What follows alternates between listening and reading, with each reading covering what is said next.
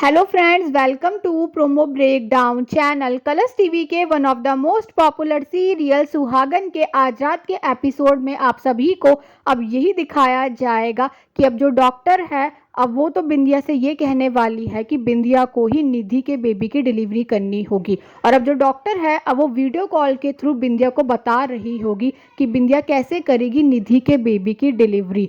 और अब एपिसोड में ये भी दिखाया जाएगा कि अब बिंदिया के फ़ोन की बैटरी चली जाएगी और लाइट भी नहीं होगी। और अब बिंदिया को कुछ भी नहीं समझ आ रहा होगा कि वो कैसे संभालेगी इतना सब कुछ। और अब एपिसोड में ये भी दिखाया जाएगा कि अब क्रिश को पता चलने वाला है कि निधि को लेबर पेन स्टार्ट हो गया है और घर में सिर्फ बिंदिया और निधि ही है। और अब जैसे ही क्रिश घर के लिए निकल रहा होगा तभी क्रिश की गाड़ी पर एक पेड़ गिर जाएगा। और अब जो क्रिश है अब वो घर जाने वाला है, वो भी पैदल।